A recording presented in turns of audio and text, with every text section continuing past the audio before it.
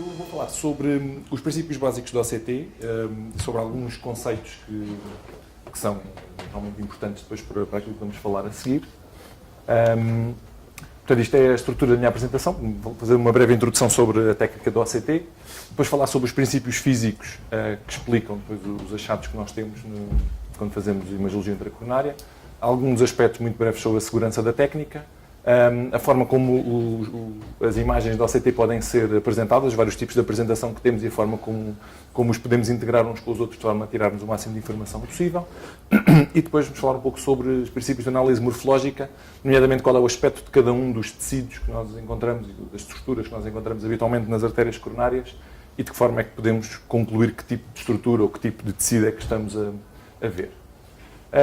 Portanto, o OCT foi desenvolvido inicialmente nos Estados Unidos, no Massachusetts Institute of Technology, em 1990, por este investigador chamado David Wang, e ele utilizou uma coisa que eu confesso que não sei o que seja, mas também não parece que seja muito importante, que é um interferómetro, que é um dispositivo que lhe permitiu fazer a avaliação de várias profundidades e de um tecido biológico e, portanto, passar a fazer imagiologia com o OCT. E logo no artigo inicial que foi publicado, em 1991, eles referiam logo duas aplicações possíveis para esta técnica, que eram, por um lado, a avaliação em termos oftalmológicos, nomeadamente da retina, e, por outro lado, a avaliação das artérias coronárias. E, de facto, tem sido nessas duas áreas que o OCT tem sido fundamentalmente utilizado.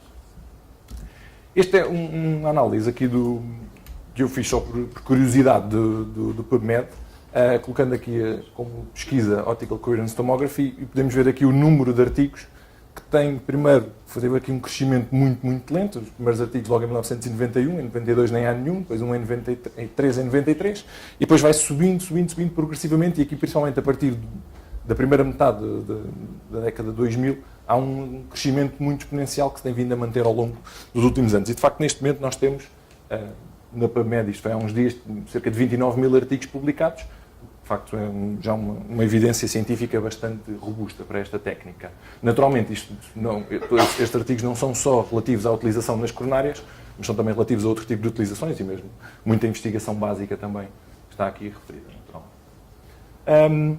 Portanto, o OCT é uma técnica de imagiologia intracoronária e que nos permite ultrapassar algumas das limitações da angiografia. A angiografia, fundamentalmente, é uma luminografia, não é? Portanto, nós vamos injetar contraste dentro de uma artéria coronária e vamos ver de que forma é que o lumen da artéria coronária é preenchido pelo contraste e, portanto, depois vamos ter imagens bidimensionais de uma estrutura tridimensional que nós só conseguimos ver num plano de cada vez. Mas, obviamente, utilizamos as várias projeções que fazemos na coronariografia para conseguirmos ter vários aspectos da mesma artéria, de forma a conseguirmos tirar o maior número de conclusões possível. No entanto, nós só conseguimos ver o lumen. Portanto, se nós tivermos uma lesão coronária e depois a seguir uma zona de coronária que seja completamente saudável, nós vamos conseguir, de facto, tirar algumas conclusões sobre a artéria. No entanto, o que acontece habitualmente não é isso. Portanto, nós não temos segmentos doentes e segmentos completamente saudáveis. Aquilo que nós temos é doença aterosclerótica difusa ao longo da parede do vaso, que em algumas zonas é mais grave, noutras zonas é menos grave. E aquilo que nós fazemos habitualmente é a comparação entre as zonas mais graves e as zonas menos graves, e, portanto, isso depois faz com que muitas vezes temos que fazer alguns erros. E, portanto, o ideal é nós termos uma técnica que nos permite avaliar não só o lumen residual, neste caso, no contexto de doença aterosclerótica, mas avaliar todo o vaso, de forma a conseguirmos perceber exatamente qual é a dimensão do vaso e conseguirmos fazer um tratamento mais adequado. E, portanto, fundamentalmente é isso que a imagiologia intracoronária nos vai permitir fazer. Ela vai nos permitir enfiar a cabeça dentro do vaso e vermos exatamente o que é que se passa de dentro para fora. E temos fundamentalmente duas técnicas, que são o IVUS e o OCT. Portanto, em relação aos princípios físicos do OCT, a base física é muito semelhante àquilo que acontece com a ultrassonografia, portanto, que é mais conhecida de todos, não é? Desde a utilização da ecocardiografia até a utilização do eco intracoronário.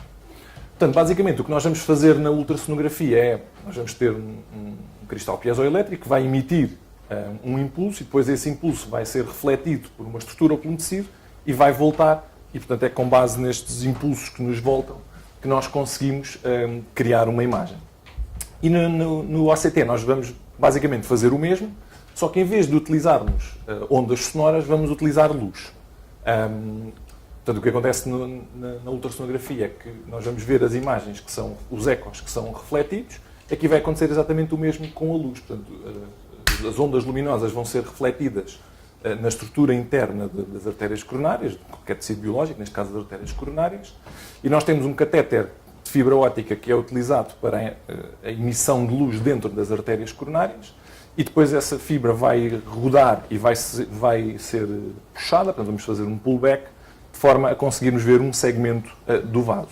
E quanto mais frames nós fizermos por milímetro do vaso, maior vai ser a resolução da imagem que vamos obter. Portanto, esta imagem traduz-nos o espectro de várias ondas de luz que existem.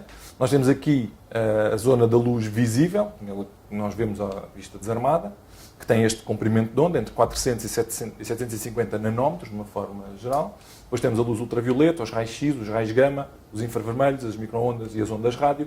E aquilo que o OCT vai utilizar vai utilizar ondas da gama dos infravermelhos próximos. Portanto, aqui na gama dos infravermelhos, aqui os mais próximos da luz visível, que fica logo a seguir aqui à cor vermelha, que é aquela que tem maior comprimento de onda. Portanto, vai utilizar o comprimento de onda na ordem dos 1300 nanómetros. E é com base nisso que depois nós vamos ver as artérias. Quais são as vantagens do OCT em relação à outra técnica de imagiologia intracoronária, que é o eco intracoronário? A principal vantagem é que o OCT tem uma resolução espacial que é muito maior do que o IVUS, cerca de 10 vezes superior. Portanto, nós vamos conseguir ver a artéria com um pormenor, e tudo aquilo que está dentro do lumen da artéria, a parede do vaso, com um pormenor que é cerca de 10 vezes maior do que aquilo que acontece quando utilizamos o IVUS. Em termos de limitações, a profundidade de penetração vai ser mais reduzida. Portanto, se nós tivermos uma artéria de grandes dimensões, nós não vamos conseguir ver toda a parede do vaso, vamos conseguir ver o lumen e as estruturas da parede do vaso que estão mais próximas do lumen, mas não conseguimos ver toda a profundidade do vaso. E depois existe outra limitação, também importante, que é a necessidade de criarmos um ambiente livre de sangue. Portanto, o que acontece é que a hemoglobina, que existe dentro dos eritrócitos, vai ser um obstáculo importante à transmissão das ondas luminosas e, portanto, se nós tivermos sangue dentro da artéria coronária, nós não vamos conseguir nada, porque a hemoglobina vai-nos obscurecer completamente o vaso e não vamos conseguir ver por trás disso. E, portanto, nós temos que substituir o sangue que está normalmente dentro das artérias coronárias por outro tecido, por outra substância que nos permita que permita uma boa condução das ondas luminosas, de forma a nós conseguirmos ver a parede do vaso e as outras estruturas que existem dentro do lumen da artéria. Portanto, esta tabela é uma comparação entre as características do OCT e as características do IVUS, portanto, aqui os comprimentos de onda que são utilizados, são completamente diferentes, aqui utilizamos luz, aqui utilizamos som. Em termos da resolução, a resolução axial é cerca de 12 a 15 micrómetros, portanto, esta é a distância mínima que nós conseguimos. Portanto, duas estruturas que estejam separadas por esta distância, nós conseguimos diferenciá-las como sendo estruturas diferentes no OCT, enquanto que no IVUS nós só conseguimos visualizar como duas estruturas diferentes quando elas estão separadas pelo menos a uma distância de pelo menos 100 a 200, depois vai depender das características do aparelho, 100 a 200 micrómetros. Portanto, é cerca de 10 vezes menos do que acontece no OCT. Portanto, nós conseguimos ter uma definição, um detalhe muito maior da parede do vaso e também em relação à resolução lateral. Em relação ao frame rate, portanto, o número de imagens que nós conseguimos fazer por segundo, ele também é muito superior, cerca de 3 vezes superior com o OCT em relação àquilo que acontece com o IVUS. Outra característica muito importante também é a velocidade do pullback. Portanto, nós conseguimos fazer pullbacks muito rápidos, cerca de 20 milímetros por segundo, enquanto que com o IVUS a velocidade de pullback automático, não podemos fazer manual, mas a velocidade de pullback automático é de cerca de 0,5 a 1 milímetro por segundo. Isto para o IVUS não é assim tão importante quanto isso, porque no IVUS nós não necessitamos de substituir o conteúdo do vaso, portanto não precisamos de retirar, entre aspas, o sangue para conseguirmos fazer a imagem. Portanto, podemos ter mais tempo, portanto, não temos esse limite de tempo, não podemos fazer o pullback muito rápido, podemos fazê-lo com calma. No OCT, o tempo do pullback é mais importante, porque como temos que eliminar o sangue que está dentro do vaso, se este tempo que o vaso fica sem sangue fosse muito prolongado, podíamos induzir isquemia, podíamos ter complicações associadas a isso, e, portanto, necessitamos de velocidades de pullback muito rápidas, são cerca de 20 e até recentemente há velocidades de pullback maior que chegam até aos 40 milímetros por segundo. Portanto, nós conseguimos ver um vaso muito grande em cerca de 2, 3 segundos, sem grande dificuldade. Em relação às limitações, elas aparecem aqui em baixo, nas últimas duas colunas. Portanto, nós temos o diâmetro máximo que nós conseguimos ver por OCT, são cerca de 9,7 milímetros com o OCT e cerca de 15 milímetros com o IVES. Portanto, isto assumindo que não existe nenhuma estrutura pelo meio, que não existe nada que nos esteja a obscurecer aquilo que está atrás. E a capacidade de penetração dos tecidos, portanto, a partir do momento em que a onda luminosa encontra um tecido, a sua capacidade de penetração também vai depender do tipo de tecido que ele está a encontrar, mas varia entre 1 a 2 milímetros e meio. Portanto, a partir do momento em que a onda luminosa chega ali à parede do vaso, nós só vamos conseguir ver mais 1 a 2 milímetros e meio para dentro da parede do vaso, enquanto que no IVES pode chegar até 10 milímetros. Portanto, fundamentalmente no ACT nós vamos ver com muito detalhe tudo aquilo que está dentro do lumen e os primeiros milímetros da parede do vaso, enquanto que, pelo contrário, no IVES nós vamos ver com muito menos detalhe o que está dentro da parede do vaso, o que está dentro do lumen e a parede do vaso, mas vamos conseguir ver mais em profundidade para dentro do vaso, para dentro da parede, neste caso. Portanto, esta imagem é uma forma gráfica de tentar explicar aquilo que eu disse. Pedro, deixa só interromper. Sim, claro. Dizer uma coisa histórica que é, provavelmente vocês não sabem. O OCT começou por ser feito com um balão que fazia a interrupção da circulação. E aí o OCT podia ser feito online. Punha-se um balão proximal, o probe de luz estava distalmente, sufocava-se o balão, a artéria ficava sem sangue e fazia-se o OCT. Esses primeiros OCTs nem tinham pullback. O pullback era feito como o pullback de eco, não é? O que é que se percebeu? Que havia aqui um problema, apesar de, enfim, na literatura dizer que era muito seguro fazer uma insuflação prolongada, a gente faz isso nas coronárias, quando está a fazer a angioplastia, mas numa artéria sã, que era feito proximalmente, não era assim tão seguro fazer uma balãozada proximal de uma artéria. Enfim, e então descobriram, pensaram, os primeiros pullbacks eram de 5 litros por segundo, depois passaram a 20 e agora são de 40, e portanto que é a possibilidade de nós, em 2, 3 segundos, fazermos uma artéria, fazermos um pullback e visualizarmos uma artéria toda. Qual é o grande problema do OCT em relação ao IVES? É que o OCT não dá para se fazer online. Quer dizer, nós temos um caso, depois vou-vos mostrar, um caso online do OCT, que nos serviu do ponto de vista clínico para resolvermos uma situação, mas o OCT, nós fazemos, enquanto que no IVES nós metemos o probe, como vocês sabem, e estamos ali, e podemos estar ali a ver, e depois puxamos um bocadinho para trás, puxamos um bocadinho para a frente, e estamos ali a ver, no OCT isso não é possível. No OCT nós fazemos o pullback e depois vamos ver o pullback. É sempre offline. Eu estou convencido, porque acredito nos engenheiros, que vai haver possibilidade de podermos fazer isto online. Porque, para já, há algumas, do ponto de vista técnico, há algumas experiências de, em vez de injetarmos contraste, injetar-se um soro de alta densidade e limpar a artéria com o soro. E isso seria a possibilidade de nós, com um flash de soro, podemos estar com a artéria aberta, está a fazer soro e nós estarmos a ver. E podemos fazer o OCT online. Portanto, alguma evolução do OCT vai seguramente passar por nós podermos também ver as imagens sem fazer pullback. E, portanto, este é um aspecto histórico.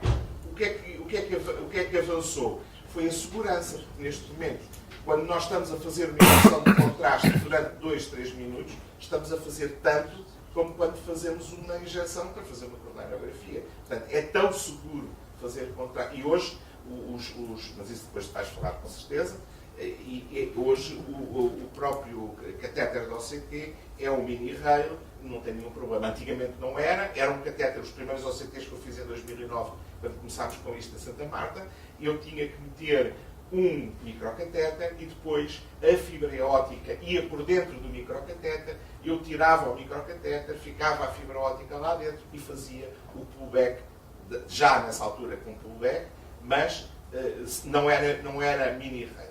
Hoje é como se fosse um balão, passa-se por cima do guia. Desculpa lá.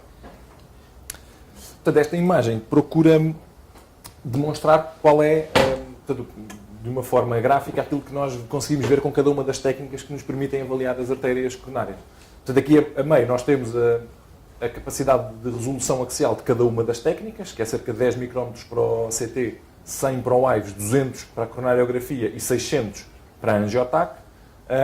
E, portanto, aqui seria tentarmos perceber qual é a forma como nós vamos ver a mesma estrutura em cada uma destas técnicas, que naturalmente será vista com muito maior resolução quando utilizamos o ACT.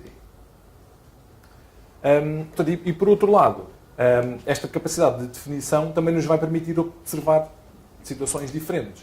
Por exemplo, a ressonância vai-nos permitir observar apenas os efeitos fisiológicos, a TAC e o ECO vão-nos ver a arquitetura do vaso, e com o OCT nós conseguimos até tirar algumas conclusões relativamente a alterações intracelares e às células que estão presentes na parede do vaso, de uma forma próxima àquilo que só se consegue naturalmente com a histologia.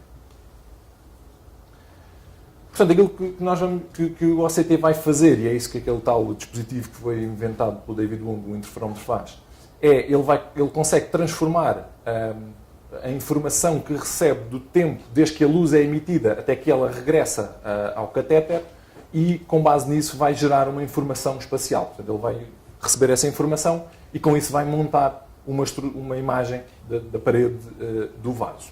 E ele vai utilizar a intensidade da luz que recebe, que habitualmente é refletida, portanto a luz bate num tecido e regressa ao catéter, e vai traduzir isto para uma escala de cor. Esta escala de cor é uma escala de cor falsa, portanto é uma escala de cor que é feita pelo processamento da consola que estamos a utilizar. Portanto, esta escala pode ser alterada. E portanto nós temos aqui o catéter de fibra óptica, temos aqui a zona onde o impulso de luz é gerado, que habitualmente é nos sistemas que existem na consola, e depois ele vai ser transmitido, depois já mete alguns pormenores físicos que também não são particularmente interessantes. A onda de luz vai ser dividida, vão gerar dois braços, um braço de referência e um braço de sample, portanto aquele que vai ser dirigido, e depois vai ser recebido pelo catéter e ele vai gerar a imagem. Portanto, fundamentalmente, se nós tivermos aqui o catéter vai emitir uma onda de luz, são múltiplas ao mesmo tempo, e essa onda de luz, quando contacta com um tecido, que está aqui nesta cor, amarelo, parte da onda de luz vai ser refletida de volta ao catéter, e parte da onda de luz vai ser absorvida, gerando depois aquilo que se chama uma onda de atenuação atrás do tecido. E é com base nestas propriedades, portanto, na quantidade de luz que é refletida de novo para o catéter e na quantidade de luz que é absorvida pelo tecido, que nós vamos depois conseguir gerar vários tipos de imagens diferentes, e com isso vamos conseguir perceber que tipo de tecido é que estamos a observar. E, portanto, fundamentalmente, utilizando estas duas propriedades, nós vamos ter, no que diz respeito à reflexão ou backscattering, nós vamos ter tecidos com uma capacidade de reflexão alta e tecidos com uma capacidade de reflexão baixa. Os tecidos que têm uma capacidade de reflexão alta vão aparecer muito luminosos, vão aparecer muito claros, e o exemplo clássico é o tecido fibroso, depois a seguir já vos vou mostrar imagens, enquanto que os tecidos com uma capacidade de reflexão baixa vão aparecer de cor escura, e o exemplo clássico é a gordura, os lípidos. E depois, dependendo da força da reflexão, portanto, da capacidade de reflexão de cada tecido, assim nós vamos ter uma gradação de cor. Portanto, vamos ter tecidos muito claros e depois vamos ter uma gradação até aos tecidos completamente escuros, que habitualmente aparecem preto. No que diz respeito à absorção, nós vamos também ter tecidos e estruturas e materiais com alta absorção e com baixa absorção, e isso, portanto, quando eles têm muita absorção, vai gerar uma atenuação muito grande, e isso que se vai traduzir na presença de uma sombra. E então tecidos com uma alta absorção vão ter uma sombra muito forte, e o exemplo é a gordura, enquanto tecidos com baixa absorção vão ter uma sombra que é fraca, ou mesmo inexistente de todo, e aí vamos ter como exemplo o cálcio, que depois já iremos ver a seguir. Portanto, nós vamos ter a atenuação, que é o enfraquecimento da intensidade da onda luminosa devido ou à reflexão ou à absorção. Um aspecto importante é que estas duas propriedades são... podia parecer, eventualmente, que um tecido que tivesse uma grande capacidade de reflexão tivesse também uma capacidade de absorção muito elevada. No entanto, isto não acontece. Portanto, são duas propriedades que estão completamente desligadas uma da outra. Por exemplo, um tecido pode ser, ou uma superfície pode ser altamente refletora, mas ser pouco absorvente. E nós temos um exemplo, por exemplo, se nós imaginarmos uma janela de vidro que esteja à luz do sol, ela vai refletir muito a luz do sol, e portanto vai nos aparecer muito brilhante, no entanto ela vai absorver muito pouco a luz do sol, de forma que o sol consegue entrar dentro da casa, das divisões, e nós conseguimos ver tudo lá dentro. Portanto é um exemplo de um tecido que reflete muito, mas que absorve pouco. E o mesmo acontece com algum tipo de tecidos que nós encontramos dentro das artérias coronárias. Portanto, existem... Será o espelho. Exatamente. Existem fundamentalmente dois tipos de OCT. Nós hoje em dia utilizamos o OCT no domínio Fourier ou no domínio da frequência. O OCT original era o OCT no domínio do tempo. Neste OCT inicial, a artéria era visualizada através da rotação de um espelho. Portanto, era um espelho que rodava dentro do catéter e que fazia a disseminação das ondas luminosas para todo o vaso. E depois a imagem era construída a partir de múltiplas linhas que eram recebidas, um bocadinho à semelhança daquilo que acontece com o eco. No OCT que se utiliza atualmente, aquilo que nós vamos ter é uma detecção espectral, portanto, mais sofisticado, ou então vamos ter um laser que vai emitir múltiplas ondas ao mesmo tempo, e é isso que se chama o OFDI. Isto permite, por um lado, que a capacidade de resolução seja muito maior com o OCT que nós utilizamos atualmente, e por outro lado também a profundidade de captação vai ser maior. Portanto, nós vamos conseguir ter uma velocidade de avaliação da artéria muito maior, com maior sensibilidade, portanto vamos ver com maior resolução, com uma maior profundidade também, o que acontecia com o OCT inicial, cerca de 3 vezes mais. Vai ter uma menor, a razão entre o sinal e o ruído vai ser menor, portanto a definição vai ser muito maior, e não necessitamos de oclusão do vaso, ao contrário do que acontecia com a técnica inicial. Em termos de segurança do OCT, portanto, a energia que é aplicada ao vaso é uma energia relativamente baixa, considera-se que não provoca nenhum tipo de dano funcional ou estrutural ao tecido, e, portanto, os aspectos relacionados com a segurança da técnica dependem fundamentalmente da necessidade que nós temos de retirar o sangue de dentro do vaso, de forma a conseguirmos fazer a aquisição de imagem. E nós vamos ter, naturalmente, como não vai haver sangue, podemos induzir isquémia, temos que fazer contraste, e, portanto, a quantidade de contraste pode ter efeitos nefrotóxicos, e, portanto, essa é a principal preocupação em termos de segurança que temos atualmente. Existem vários estudos que avaliaram a segurança da técnica. Por exemplo, este é um estudo que foi feito com 76 doentes, numa altura em que era feita a técnica de oclusão, portanto, a técnica que o professor Patrício estava a descrever, em que se fazia a oclusão do vaso com um balão. Neste caso foi feita a avaliação de 76 doentes. O tempo médio de oclusão do vaso foi de 48 segundos, portanto, é um tempo um bocadinho mais prolongado do que aquilo que nós fazemos habitualmente quando fazemos intervenção coronária, quando insuflamos os balões. E os efeitos adversos que aconteceram mais frequentemente foi referir desconforto torácico, haver episódios de bradiotaquicardia e haver alterações do segmento ST. No entanto, neste estudo, estas alterações foram todas elas transitórias, resolveram de forma espontânea e não houve complicações major. Quando se avalia a técnica não oclusiva em comparação com a técnica oclusiva, aquilo que se vê por um lado é que a técnica não oclusiva, que é aquela que nós utilizamos atualmente, por um lado reduz o tempo do procedimento e por outro lado reduz os eventos adversos, nomeadamente as queixas de dor torácica e as alterações eletrocardiográficas que podem acontecer. No entanto, nas principais séries que estão descritas não há, de facto, complicações major, tanto com uma como com outra técnica, apesar de, naturalmente, o potencial dessas complicações com uma técnica em que fazemos a oclusão da artéria com um balão é naturalmente superior, como é fácil de imaginar. Portanto, existem várias consolas que podem ser utilizadas. São alguns exemplos de consolas de OCT no domínio da frequência. Esta é a consola da St. Jude, esta é a consola da Vulcano, esta é a consola da Teru, e esta é outra consola de uma empresa que é apenas um protótipo. Aquilo que vai ser utilizado, eu não vou falar muito do pullback, que depois será abordado pelo Renato a seguir, Mas, portanto, aquilo que nós vamos ter, fundamentalmente, nós vamos ter três estruturas, três componentes do sistema do OCT. Portanto, vamos ter um catéter de imagiologia, que é um catéter com um monorail, que é um monorail muito curto, que é apenas esta ponta do catéter. O catéter vai ser ligado através desta extremidade a esta estrutura, que é aquilo que vai fazer o pullback monitorizado, o dispositivo de pullback, que depois, por sua vez, está ligado à consola, e na consola tem a fonte de luz, portanto, a fonte que vai emitir as ondas luminosas, que depois vão ser transmitidas através de fibra óptica até ao catéter, é a porção que está dentro da artéria coronária. Depois vamos ter unidades de processamento do sinal e vamos ter uma unidade de visualização e armazenamento. Portanto, na prática, vamos depois ter um computador que nos vai permitir ver as imagens. O catéter monorail é um catéter de 2.7 frentes, portanto, bastante pequeno, que é compatível com os fios guia normais que nós usamos nas coronárias, 0.014.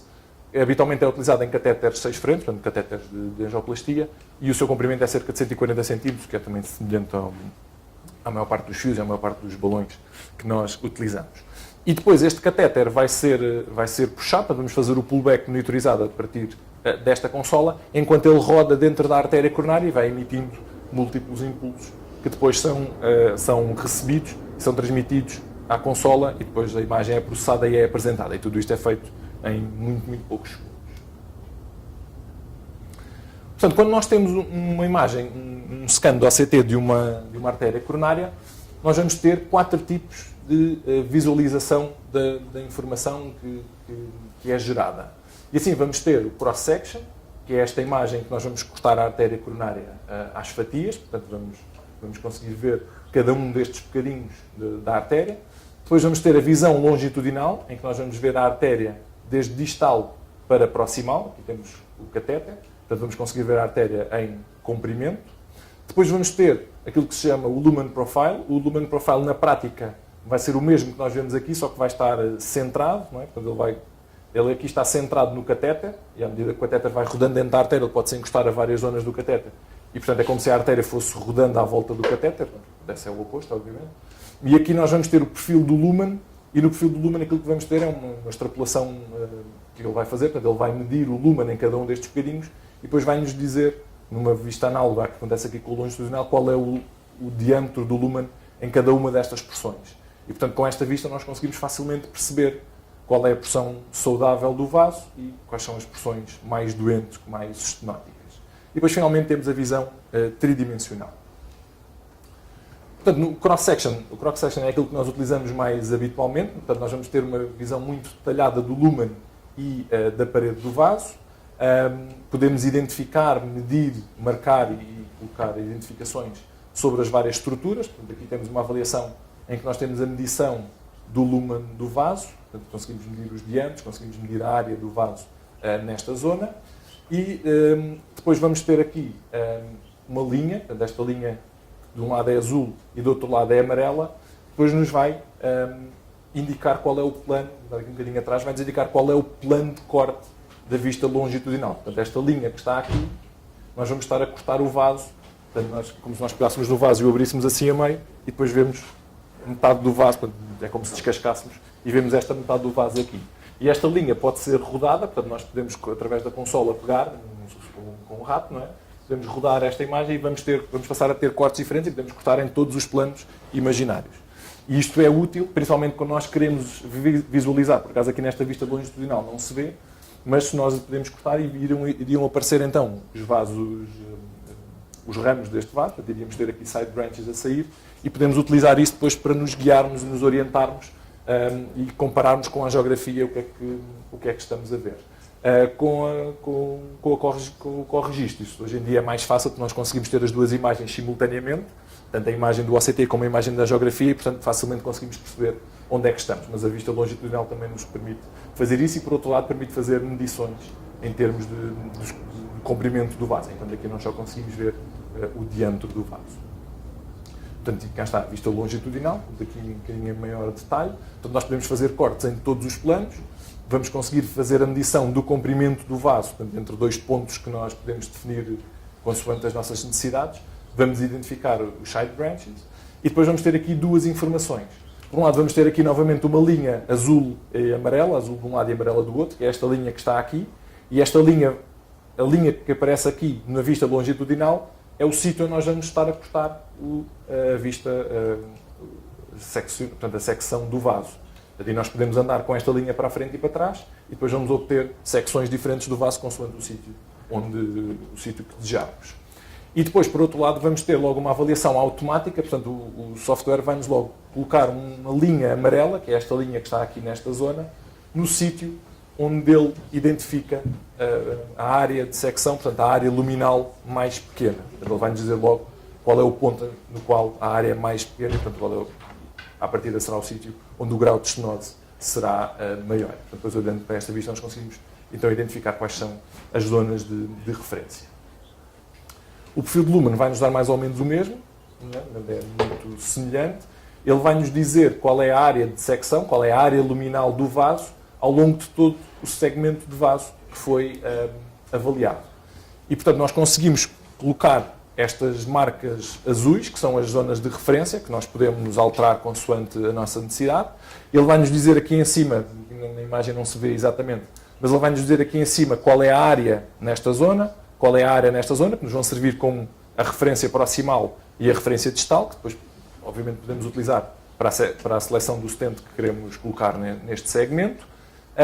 Vai-nos dar o comprimento, portanto, aqui existe aqui uma linha azul que está a medir a distância daqui até aqui, portanto, vai-nos dizer qual é o comprimento, que é importante para escolhermos o comprimento do stent, obviamente, e depois vai-nos colocar aqui novamente a mesma linha amarela que tínhamos na vista longitudinal, dizer qual é a zona onde o lumen é mais pequeno, qual é a área luminal mínima, e diz-nos qual é o grau de estenose em termos percentuais. Também poderá ser eventualmente útil. E depois vamos ter aqui uma linha branca, que é o equivalente à linha azul e amarela que aparecia na vista longitudinal, que é a zona em que estamos a fazer a secção do vaso, para a section.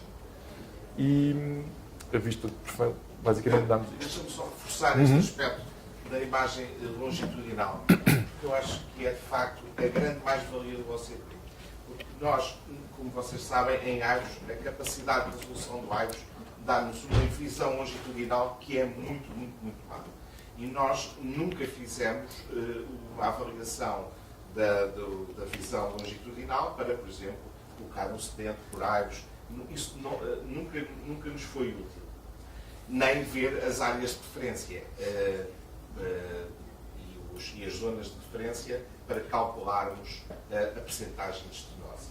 O Renato vai falar disso, vocês sabem isso, são os princípios básicos da relação ao cálculo do grau de estenose. Nós temos que encontrar num vaso dois pontos, que são os pontos de referência, onde teoricamente, distal e proximal, onde teoricamente o vaso é são e que nos serve para depois calcular a percentagem de estenose. No AIVOS, isso nunca nos foi possível fazer. E hoje eu vejo muitas vezes pessoas olharem para o OCT como quando olhavam para o AIVOS. Limitam-se à imagem, ao corte transversal. Quando o mais importante é mesmo o corte longitudinal. E olharmos, como tu disseste bem, irmos à procura no transversal, onde é que estão, por exemplo, as bifurcações, e irmos no corte longitudinal perceber, vamos depois falar nisso com certeza, dos ângulos de bifurcação, coisa que nós nunca conseguimos ver por AIVOS. E calcular, por exemplo, a longitude do stent, que era uma coisa que nós podemos fazer, hoje podemos fazer por OCT, podemos ir ver onde é que estão os limites de referência, onde é que está a bifurcação, se podemos fugir de uma bifurcação colocando no stent, qual é o tamanho do stent que devemos pôr, até onde é que deve ir o tamanho do stent para não apanhar uma placa que, por exemplo, é lipídica e que nós sabemos que não deve ser apanhada pelo stent.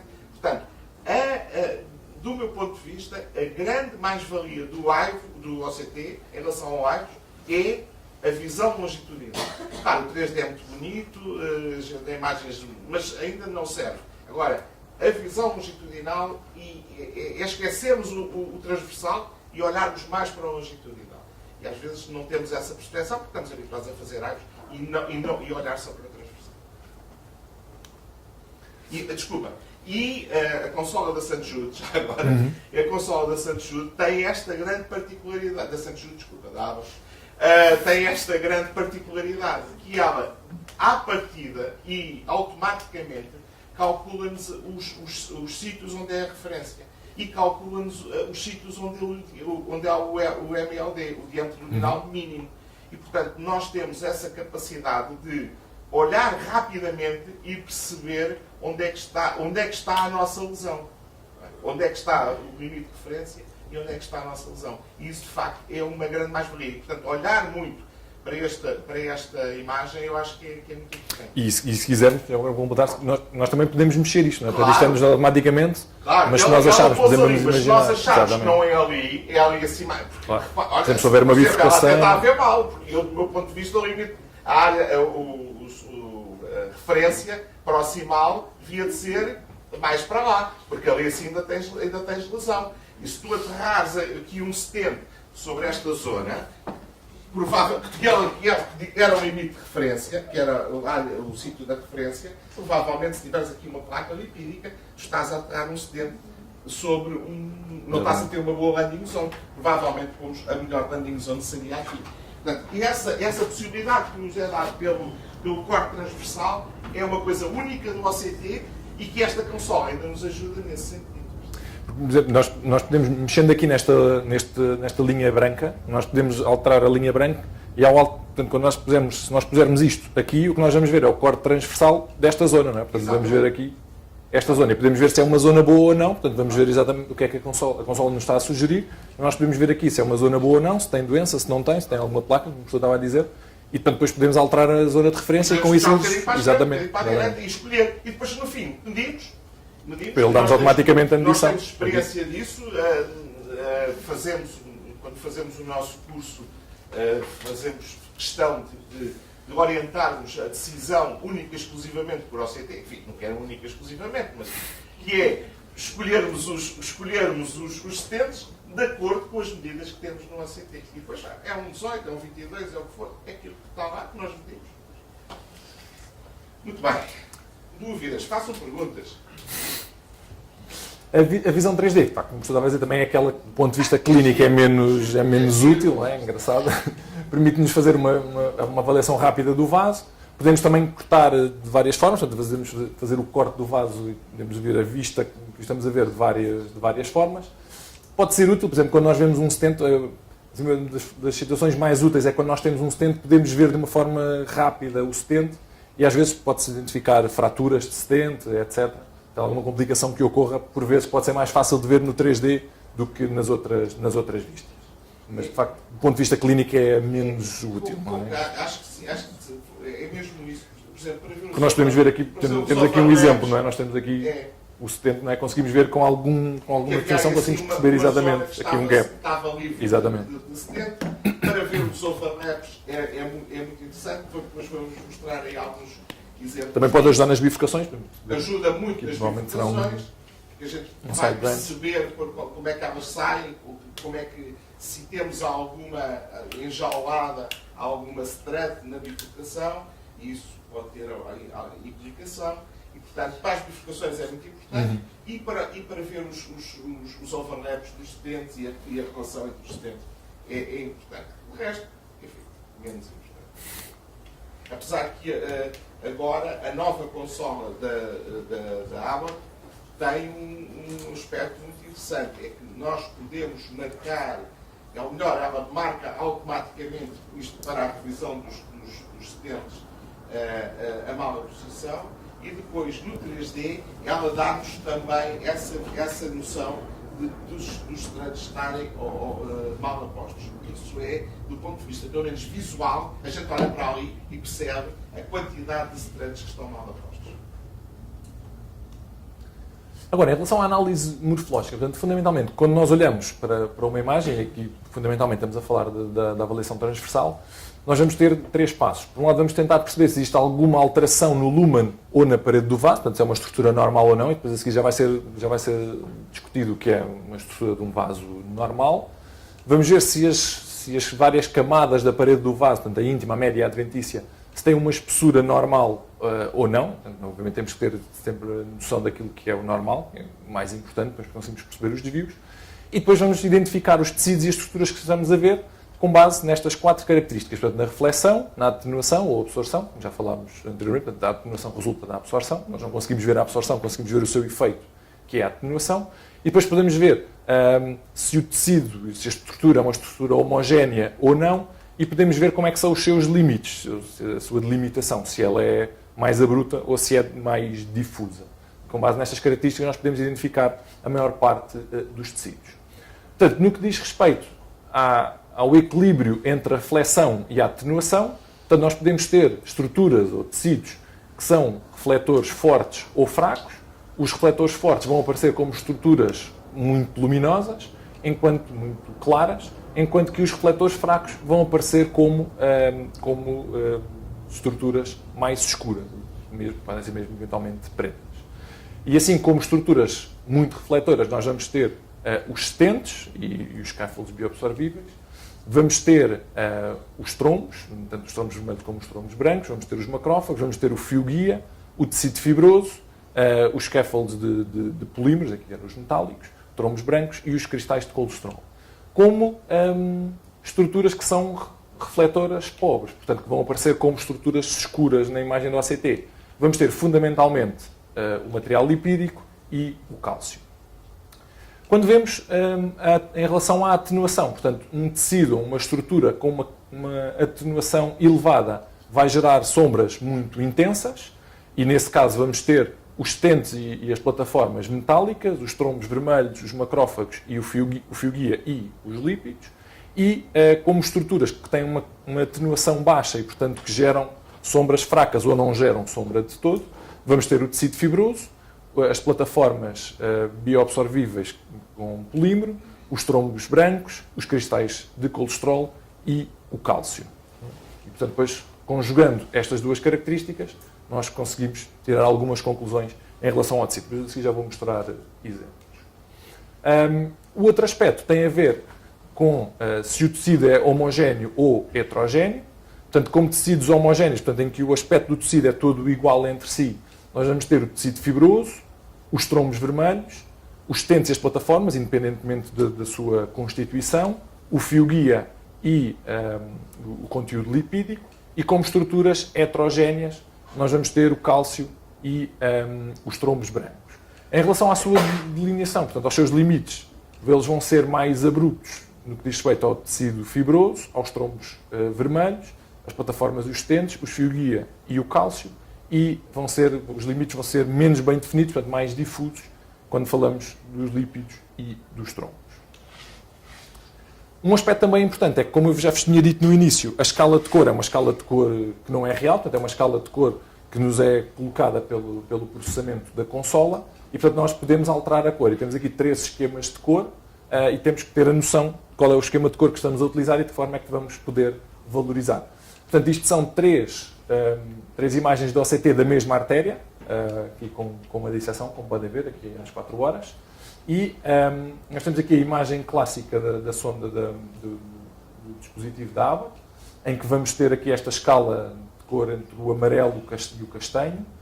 Temos aqui aquilo que acontece habitualmente no clássico da consola da Terum, em que vamos ter os materiais mais claros vão aparecer a branco e os mais escuros vão aparecer a preto, portanto é esta escala de cinza, e podemos ter uma escala de cinza invertida também. E existem muitas outras que podem ser utilizadas, mas estas são assim provavelmente as 3 mais frequentes. Portanto, aqui temos imagens. Temos imagens do tecido fibroso. Portanto, nós temos aqui o tecido fibroso, temos aqui um espessamento da íntima, em que ele vai aparecer com este aspecto claro. Portanto, é um tecido com uma capacidade de reflexão elevada e com pouca atenuação, portanto, não vai gerar praticamente sombra nenhuma. Aqui temos uma placa depois com conteúdo lipídico lá atrás, mas tem aqui um tecido fibroso muito espesso, portanto é um fibrotroma de cápsula espessa, como podem ver aqui. Podemos medir a espessura, mas já irá ser falado posteriormente. Aqui temos o cálcio, vê-se mal nestas imagens, mas temos aqui, portanto, é uma estrutura que aparece escura, portanto com uma capacidade refletora baixa e também com uma atenuação baixa, portanto não gera sombra. Comparem, por exemplo, com o que acontece aqui com o fio-guia, que está aqui, não é? Gera uma sombra bastante intensa, porque a luz é toda ela refletida, não atravessa o fio guia, e portanto aqui nós não temos praticamente sombra nenhuma, e além disso é uma estrutura que é bem delimitada, portanto tem estas arestas muito bem delimitadas, habitualmente direitas, que nos permitem concluir facilmente que isto é cálcio. Parece quase encapsulado, Exatamente. como se fosse uma cápsula. É inevitável a comparação com o Aivos, eu estou a trazer isso porque, de facto, todos nós estamos muito mais, ou os sítios onde se calhar trabalham, muito mais habituados a ver Aivos. O cálcio e os lípidos são dois bons exemplos daquilo que o OCT nos trouxe para ver melhor estas estruturas. Como vocês sabem, por Aivos, o cálcio tem uma sombra enorme, a luz a bater no cálcio não consegue transpor e, portanto, faz uma sombra enorme. E, como disse o Pedro, o cálcio, em contacto com a luz, não provoca sombra, ou provoca muito pouca sombra. E isso, portanto, até aqui nós nunca tínhamos visto tão bem o cálcio como se pode ver com o OCT. E no caso dos lípidos também, enfim, a sensibilidade e a especificidade de reconhecer lípidos numas artérias passou de 30% a 40% que tínhamos, apesar de haver uma coisa que era a histologia virtual, que era uma imagem processada, etc., e que nunca foi considerada era fibrolipídica, nunca era exatamente lípido. Mas agora com o OCT nós temos a capacidade, como disse o Pedro, de ver as placas lipídicas. Isso pode ter, como depois vamos ver a seguir, na relação com a cápsula fibrosa, alguma importância clínica. E, portanto, é como se começássemos a ver, a olhar melhor para a parede arterial desde que podemos fazer o OCT. E depois vamos ver qual é a implicação clínica que isso tem, Pedro. Mas é engraçado percebermos também que o comportamento destes dois tecidos, não é, dos lípidos e do cálcio, são exatamente opostos no OCT e no Aivos. Não é? Porque enquanto no Aivos o cálcio, como o professor disse, vai gerar uma sombra muito marcada, no OCT isso não acontece, portanto nós conseguimos ver facilmente a zona calcificada, conseguimos ver toda a zona calcificada e conseguimos ver para trás dela, portanto a luz consegue penetrar. O lípido, que eu vou mostrar no slide a seguir, é exatamente o contrário. E no Aivos era exatamente o oposto, portanto no Aivos eles são duas estruturas brancas, portanto são hiperecogénicas, o cálcio gera muita sombra, enquanto os lípidos, ou as placas fibrolipídicas, não é? como se consegue ver no Aivos, geram muito menos, portanto o comportamento é exatamente o oposto. Os lípidos aparecem também como estruturas pretas, como aparece aqui uma placa fibrolipídica e aqui também, portanto, como estruturas mais escuras, portanto, com uma capacidade refletora baixa, mas têm uma sombra muito maior. Não se vê bem, na imagem do computador vê-se um bocadinho melhor, mas portanto, ele gera aqui uma sombra muito maior do que acontece no caso do cálcio. E, portanto, é com base nestas duas características. E também, por outro lado, a delimitação das placas lipídicas é menor. Portanto, enquanto no cálcio nós tínhamos estas arestas muito bem definidas, portanto, é fácil perceber onde é que o cálcio começa e acaba. Nos lípidos, aquela transição é mais difusa, é mais suave, não é assim tão abrupta. Exatamente.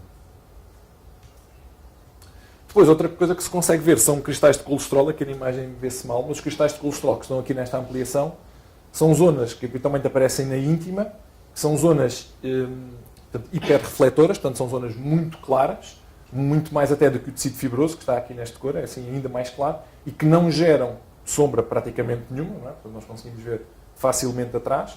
Existem então aqui vários exemplos ao longo da parede do vaso, que são mais difíceis de ver.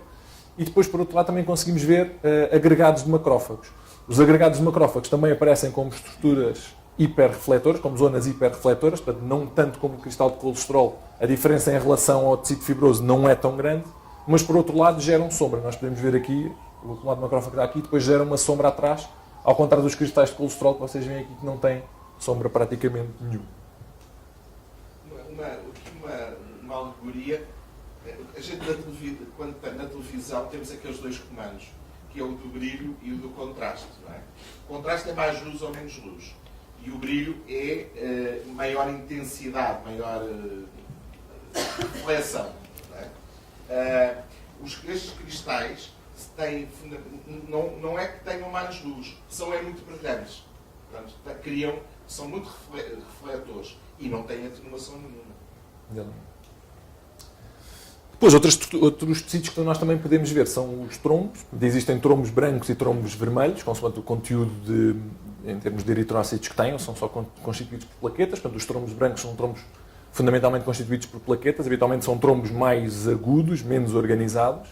Portanto, eles, por um lado, são mais hiperrefletores, como aparecem aqui e como aparece aqui. Portanto, são mais claros.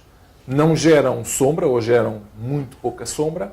E, por outro lado, têm estes limites que são assim menos homogéneos. Portanto, quase como se tivesse estas arestas assim mais bicudas. Os trombos vermelhos são trombos já mais organizados, já com eritrócitos. Pelo facto de terem eritrócitos, vai haver uma atenuação muito maior, portanto vão gerar estas sombras grandes, como nós vemos aqui. Não conseguimos ver praticamente nada para trás do trombo. Aqui é um bocadinho que é mais trombo branco e depois atrás é tudo trombo vermelho, e aqui também acontece exatamente o mesmo. E eles habitualmente são mais arredondados, porque são trombos mais organizados, já com uma organização superior, e portanto eles têm estas arestas assim um bocadinho mais arredondadas. É mais evidente aqui nesta imagem do que na imagem da direita, exatamente. Depois, outras estruturas que nós conseguimos ver habitualmente, que são colocadas por nós, os stents.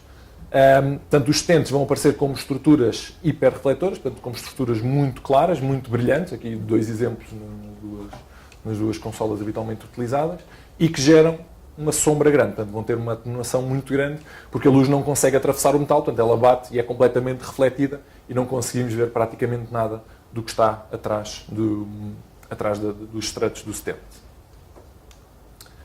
Isto é a imagem de um stent graft, em que nós vamos ter uma película. Portanto, nós vamos ter aqui as estratos, e depois vamos ter a película, habitualmente é PTFM, mas pode ser outro tipo diferente, em que nós vamos ter uma sombra muito maior. Portanto, os estratos, como são metálicos, vão gerar uma sombra ainda maior, que nós podemos ver logo aqui, mas depois a seguir vocês veem que a capacidade de penetração da luz é muito baixa, porque nós praticamente não conseguimos ver nada da parede do vaso para lá. E vamos ter esta membrana contínua, que é a membrana de PTFE, atrás da qual não conseguimos ver nada. Depois vamos ter as plataformas bioabsorvíveis, as plataformas constituídas por polímeros, habitualmente PLLA, que aparecem, ao contrário dos stents, que aparecem como estas estruturas assim. Portanto, nós basicamente só conseguimos ver a superfície mais luminal, portanto aquela que está mais próxima, mais dentro do lumen. Não conseguimos ver a parte de trás do stent, não só porque ela é mais fino, mas também porque não conseguimos, porque a luz não consegue penetrar.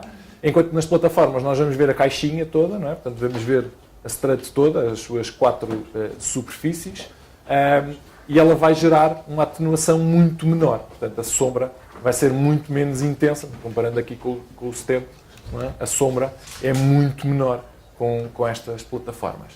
Ao contrário do que acontece com as plataformas bioabsorvíveis metálicas. É uma imagem da plataforma bioabsorvível de magnésio, em que a imagem vai ser muito mais parecida ao que acontece com os stents metálicos.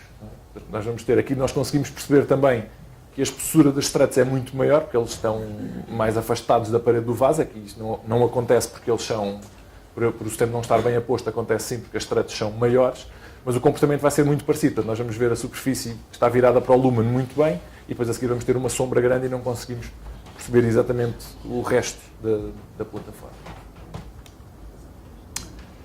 E portanto, por último, não sei se ainda temos tempo. Por último, trouxe aqui só algumas imagens para nós tentarmos interpretar em conjunto.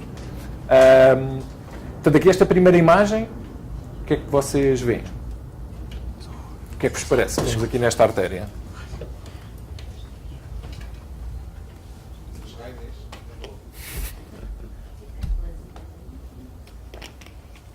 Portanto, temos um espessamento da íntima, não é? Portanto, eu não vos falei sobre a estrutura da artéria normal, que isso vai ser falado a seguir, mas portanto, ela tem as 3 camadas. Conseguem perceber aqui, não é? A média é esta zona assim mais escura. E temos um espessamento importante da íntima, não é? Que é constituída por que tipo de tecido?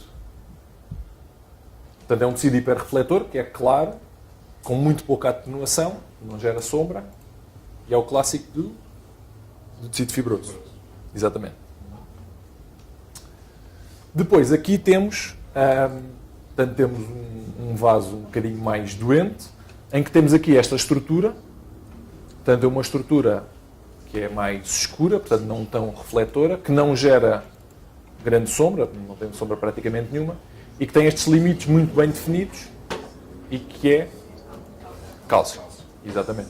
Aqui deste lado nós temos lípidos, não é? Exatamente. Portanto, temos uma placa, temos aqui nesta zona uma placa mais calcificada e aqui uma placa mais lipídica, em que temos espessamento da íntima, não é? Vemos aqui o tecido fibroso aumentado e depois temos aqui infiltração lipídica, não é? Uma zona mais escura, que gera mais sombra do que esta e que é menos bem definida, menos bem delimitada.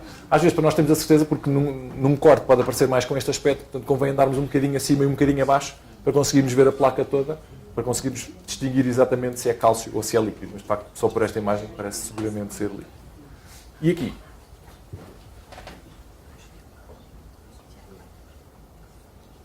Portanto, aqui deste lado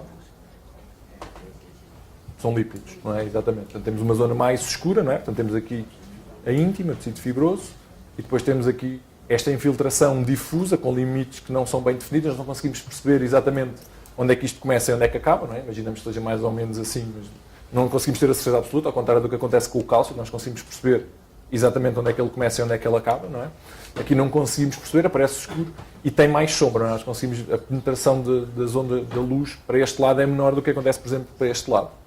Aqui temos uma acumulação de lípidos, aqui deste lado. E aqui?